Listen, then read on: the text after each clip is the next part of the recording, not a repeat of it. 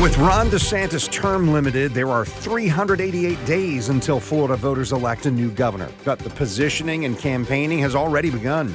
Today, our conversation with the leading Democratic candidate so far, former Republican David Jolly, joins us. Already in office and now serving as president, Jacksonville City Council member Kevin Carrico.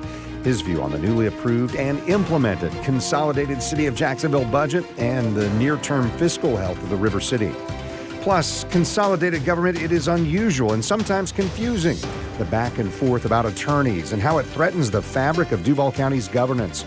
Our political analyst explains on This Week in Jacksonville. So glad you're here with us today. And a little more than a year until general election time across the state of Florida. But Governor Ron DeSantis will finish his second term and then vacate the office. So we start our show today welcoming David Jolly to the studio, a Democrat running for governor. We're also joined by Rick Mullaney, our political analyst, and the Shercliffe Executive Director of Jacksonville University's Public Policy Institute. Congressman, thanks for some time here. We've met over the years. We've done some interviews, but not on this topic specifically. So let's start here. And over the years, you've been a Republican when you were elected to Congress. You were an independent for a while, and you're running now as a Democrat. What I hear you saying most often is you're really kind of a centrist. Tell people what to expect for you as a candidate for governor in Florida. Sure, change is part of my story, but my values have not changed. You know, upon reflection, when I was a Republican, including as a Republican in Congress, when I was an independent, today as a Democrat, I've always seen three values in what I've tried to portray in politics. The economy should work for everybody. That doesn't mean condemning success. We should congratulate it. But the economy needs to work for the lowest wage earner, for the retiree trying to stay in their home, for the family trying to put food on the table and access to health care. The economy should work. The government should serve, has a responsibility in our lives to provide for excellence in education, to provide for safe communities, for storm victims. And the third value is that everyone should be welcomed in this state, regardless of the color of your skin, where you were born, who you love, or who you worship.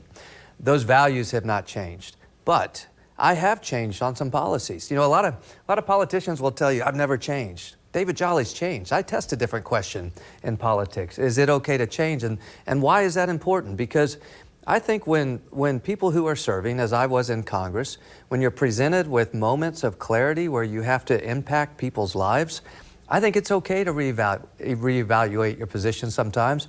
Look, on reproductive freedom, I started by applying some of my faith convictions to a constitutional question. I grew into an embrace of the constitutional protections of reproductive freedom. On guns, I started in a fairly traditional Republican place, and I've ended up in a place where I think we need dramatic gun violence prevention legislation. Change is part of my journey. I don't think change in politics is a problem. I think the problem is too often people who won't change. Congressman, let me ask you, you look at the national stage, and I think it's fair to say Democrats are struggling to find a message and a leader. Sure. And if you take a look at Florida, the shifting registration, we have become a red state. We used to be purple. So I think the first part of this question, I think I know the answer to, but it's the second part. Yeah. Can a Democrat win this election for governor? And what is your message, and how do you step into that role when you see such a struggle going on nationally and statewide? Oh, 'cause I love that question. As a Democrat, I get excited because we accept math. And science and data and public health and all the things that have contributed to human progress. Math is math. There are over 1 million more registered Republicans in Florida than Democrats. So how do we win? First, this is a moment, this is a cycle where voters are screaming for change. We are seeing special elections move towards Democrats by 15 or 16 points here in Florida, some races by 21. We're seeing races across the country where people are beginning to turn out for Democrats instead of Republicans. So change is here. How do Florida Democrats then capture that moment? First, we amplify our values, right? The economy should work, government should serve, everyone's welcome. Those are Democratic values that should unite the youngest, most progressive member of our party with the last blue dog standing. But those values then have to be amplified outside of our party, to the independent voter, to the Republican voter. I need to be able to sit with people of faith. I'm a person who practices my Christian faith, and I speak openly about it. I need to talk about those values. I need to go to the ag community and say, your labor market's tight because this governor's fighting the immigrant community, not fighting crime. I need to go to the gun community and say, I'm not trying to take away your gun if you're a responsible gun owner, but I'm trying to save the life of your kids by preventing the next school shooting. So we take our democratic values in the midst of a national change environment, and we build a coalition bigger than our party. We invite in independents, Republicans, and other disaffected voters. Can I ask you, apart from just values, what specific policy changes would be different than what you're seeing with Governor DeSantis and your potential opponents next year? We have an affordability crisis in the state of Florida, and we have culture wars that have created victims. And that has been done at the hands of this governor. Now, where the governor has done the right things on economic development, on funding for last mile corridors to our rural communities, let's continue it. Let's work together. But we have an affordability crisis because our homeowners insurance market is collapsing because it can't affordably cover natural disasters. We need a state catastrophic fund. My Republican friends won't do that. They call it socialism. I just call it cheaper insurance. We need first-time property tax relief. We need a 10-year renaissance in funding for public education. Those are things that would be very different. Where we can work together, we will. But this affordability crisis is hitting everybody, regardless of whether you're a Republican or Democrat, you live in Jacksonville or Milton or Miami or Tampa. Access to housing is too expensive. Your utility rates are too high. Car insurance rates are too high. Your rents are too high. Republicans have controlled Tallahassee for nearly 30 years. I think voters want to change. You mentioned something I wanted to hear more on. You mentioned you proposed a state catastrophic fund. You want to remove major disaster perils, if you will, from the private market there. This is something that has affected me as somebody who always pays the premium and doesn't have, claims. But we've seen this crisis in property insurance in the state for almost a decade, maybe longer.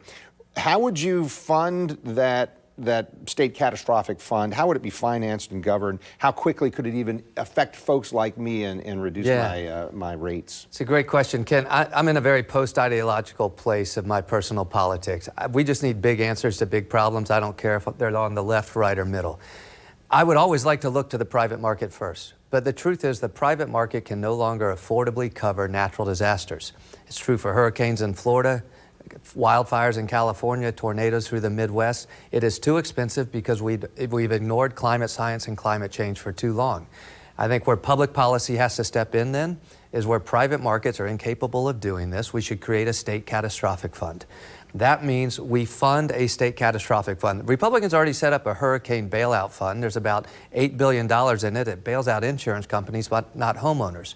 If we can get that to the $30 to $40 billion space, then we can fully cover as a state natural disaster risks, and your traditional homeowners policy will just cover fire, broken trees, busted pipes. It will cut insurance by 60 to 70%. We can actually do it for commercial and rental properties, pass through those savings to renters. How do we fund it, though? We have to have an honest conversation about it. I think there is plenty of money in taxing the profits of insurance companies and corporations that we don't currently do. We let insurance companies ship their profits out of state and keep their losses here. If we start to tax profits in the state of Florida, we could raise $3 billion a year. I think we have to look at how we use tourist development tax dollars. We have plenty of tourist development tax dollars coming into the state right now. People are not going to stop coming because their rental car is an extra $2. They're not coming now because culture wars make them feel unwelcome and they're afraid of gun violence in a state that might be open carry. There's plenty of revenue to do this. We have to fund it for several years first. You can't start funding and start covering the same year, but math is math. Math is math. If we take the partisan politics out of this, let's save Florida's homeowners 60 to 70% on their insurance. So, Congressman, when we started, and I tell all our guests this, boy, it's going to go by. Yeah, it does. That's already our time and a little bit more. There are a lot more issues to talk about, so please come back when you're back in the area. Come back and let's talk more. Thank you, Ken. Thank you very much. All right.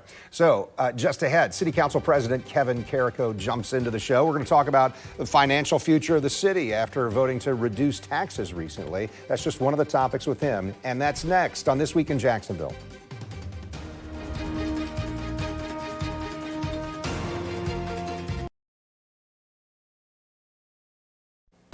You're watching This Week in Jacksonville with Kent Justice. Rick Mullaney remains on set with us, and we welcome to the studio here Kevin Carrico. Mr. Carrico, Jacksonville's City Council President. So after the marathon process to pass a roughly $2 billion budget. I wanted to ask you, I know there were tough trade-offs there, but what do you feel most proud of in terms of the priorities set by a new budget for the city of Jacksonville? Sure. Well, first, thanks for having me on. This is always my favorite segment to do with you guys at Channel 4, the local station.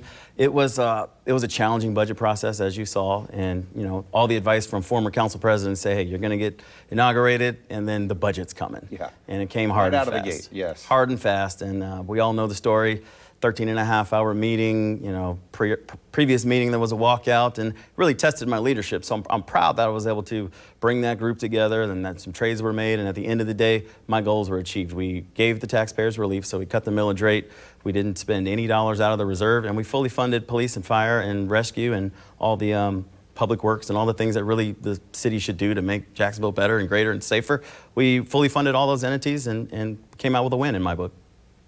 Mr. President, one of the things over the last few years is Jacksonville's been fortunate, pretty significant increased revenue, property tax revenue, state shared revenue, and you're able to do that this year. Some people are really concerned about potential for deficits and shortfalls in the future. A two-part question. Do you foresee that possibility as we look longer term, and how do you position the city for that potential shortfall that may be coming? Well, the one thing we're doing is we've got emergency legislation already filed this cycle to protect police and fire, public safety. So the $13 million that we gave back to the citizens and property tax relief has already been earmarked for a public safety contingency fund. So if there are any emergencies or any shortfalls, we're going to be able to move that money out and make sure that the city is safe. So, property values will continue to rise. People will continue to have to pay more taxes. So cutting a little bit of millage here is really just a safety net to ensure that we don't just get out of control with government spending, and that we just harness it in a little bit, give some relief back to taxpayers, and we'll look out for the future and make sure that all of those public safety issues are fully funded. One of those hotly debated things was about some of the potential cuts after the mayor's office said, here's our budget proposal. So Finance Committee partially restored Meals on Wheels funding after some pushback there.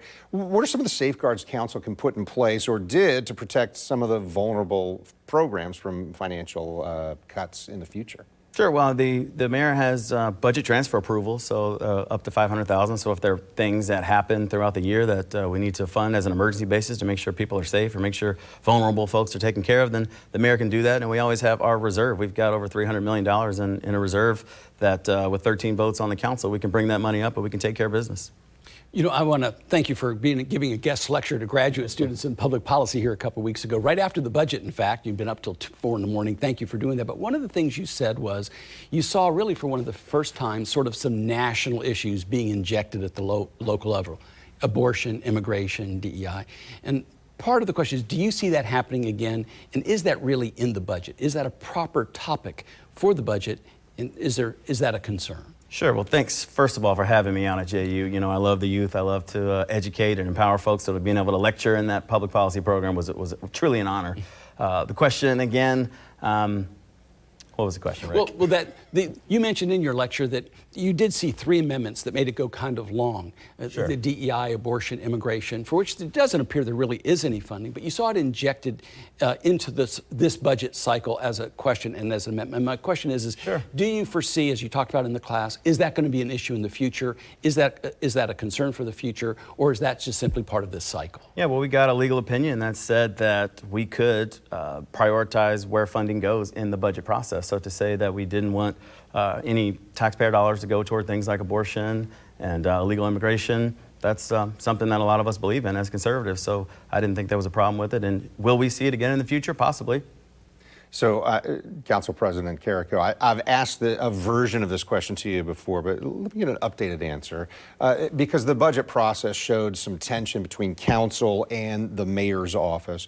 What's your idea? How do you work in the future to make sure that with Mayor Deegan, you're able to implement, oversee, and ensure some of those promises that are in the budget to see some of the savings actually materialize that was very important to council and still providing the services that people rely on in the city of Jacksonville? Sure. The budget process was intense and there were some probably feelings and emotions, hurt over it. But at the end of the day, all 19 council members and Mayor Deegan love the city of Jacksonville. and we're here to move it forward. We were voted by the people to keep our community safe and to make it the best place we can be, a world-class city. So we're all going to work toward that. So yes, we're going to disagree, and there's no hard feelings. I've seen all 19 of those members in the office over here in the last couple of weeks. There's still handshakes and high fives and hugs and hellos. So we're going to work together as a body, and we're going to move Jacksonville forward. I still meet with Mayor Deegan every other week, and we're going to continue those meetings, and we're going to continue to put our money where our mouth is and making sure that the priorities are met. And President Carrico, I know you wanted to talk a little bit about, hey, future plan. We've got about a minute left in our segment here. What's next, and what do you want to see in the near term? Sure. So 2 special committees that I launch as president are going to launch this month. One is the Youth Empowerment Committee. The youth is my passion. You guys know I work for the Boys and Girls Club during the day. So we've got $5 million earmarked. Past President Freeman, who's the perfect person to lead that committee, is going to start hearing from stakeholders and community members, which is really what I wanted him to do. Make sure before we put out RFPs or appropriate any dollars, let's hear from the community on what they think we can do to really work on the future of the young people in Jacksonville. Also, the Downtown Committee, Special Committee on Downtown, is going to be relaunched. There's a lot of vacant land out there on the riverfront that a lot of people have a lot of great ideas on, so we want to hear what those are and kind of act as a safety net in between the DIA and before we get big deals going and see what our downtown riverfront's going to look like. That committee is going to do a lot of work there, so those are 2 priorities I look forward to. Yeah, hey, we looked forward to having you today, City Council President Kevin Carrico. Thanks for the time. Always a pleasure. All right, well, stay with us because we're staying on the topic of local government. Rick stays with us, and we're going to examine the role of general counsel in the city of Jacksonville. It's next on This Week in Jacksonville.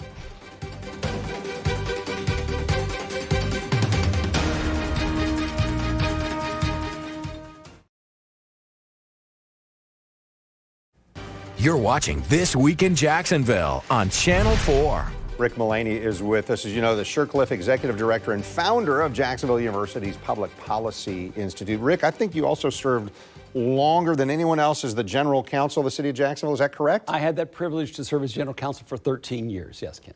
So this Tuesday, the Jacksonville City Council is going to have an historic vote on whether to support a J bill that would change Jacksonville's charter on the delivery of legal services for the school district. So this will require approval of the state legislature as well. Tell us maybe what this is about and why it matters. This, to most of us who didn't grow up in consolidated governments, like this is an unusual form of government. Yeah, for our viewers, this may sound wonky and in the weeds, but let me assure you it's not. It's a very big deal, and it's very important, and understanding the history here is important. Back in 1968, we consolidated, and generally people say, yeah, consolidation back in 1968, the only consolidated government in the state of Florida. But the truth is it was much bigger than consolidation. Prior to 1968, we had a structure of government that didn't work very well. It was very overlapping and it was duplicative. And everybody had their own lawyer and they sued each other and they brought government to a halt. So in 1968, we restructured the government. And by the way, this was the most significant local government restructuring in the history of the state of Florida. One of the most significant restructurings in the history of the country for a local government, and it was a reform government. Only one part was consolidation, that's one piece, and that was the abolition of the county government and the city government and replacing it with a unified government of countywide jurisdiction. But there was a second big reform, and that was the creation of a strong mayor to head up the executive branch, and Donna Deegan is the 9th strong mayor since then.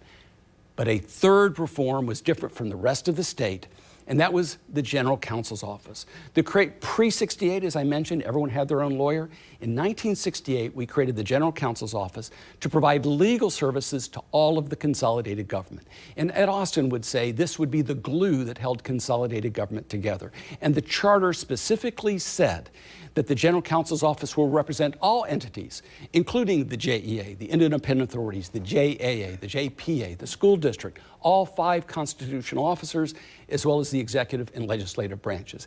And that charter has been in place for over 57 years. And this Tuesday, there will be a vote of the City Council to change that charter and the delivery of legal services as it relates to the school district. But it's much bigger than the school district. This is fundamental reform that's been in place for over half a century, and it serves some very significant purposes. And this isn't the first time that an entity of the consolidated government, one of the authorities or constitutional officers, somebody else wanted their own lawyer, right? Not the first time, in 57 years. I was general counsel for 13 years, and the most common request was, I want my own lawyer. And I heard it from John Rutherford when he was sheriff, and I would talk to him about it. I heard it from the JEA. I heard it from all parts of the consolidated government.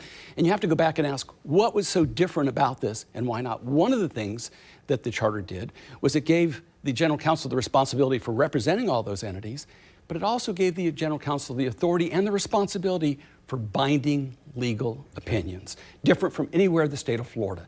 And that was both to resolve legal issues relative to the consolidated government, but it was also to help comply with the rule of law. And there would be times, for example, when we'd be out of compliance with the rule of law. For example, for a number of years, the school district was awarding bus contracts to individuals and hadn't been competitively bid.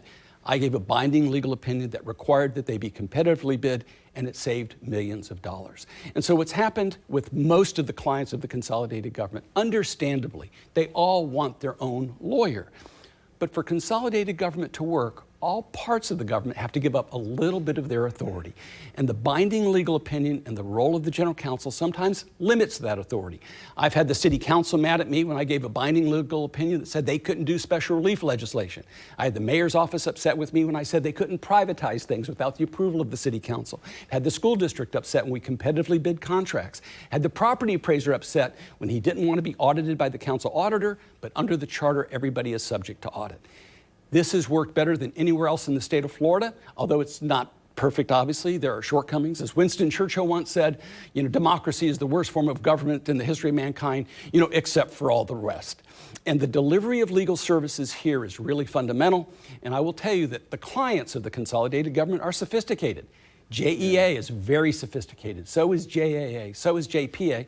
The school district, understandably, wants lawyers with expertise for a large urban school district. They're correct in that. Just as the JEA wants somebody with the experience in that regulatory environment they have, or the JPA when it comes to maritime law. But I would suggest that if there's an issue here with a particular lawyer, or if there's a personality clash, that should be addressed, but you don't change the structure for that purpose. So I hope there will be some thoughtfulness about something that's been in place for over half a century. And this represents one of the great reforms. I'll mention a fourth reform. Yeah. We're almost out of time. Can you say it in 10 seconds or less? The independent authorities had to give up some of their authority to be a part of the consolidated government. Yeah. That structure together has given us the most unique form of government in the state of Florida, and the delivery of legal services is a big part of that. This is why you and I wanted to talk about this, because you know a lot about this particular topic. Rick Mullaney, thank you so much for your time. And thank you for your time and for watching. You can always watch on air on Channel 4 and the CW17, and then online at news4jax.com or streaming on News4JAX Plus.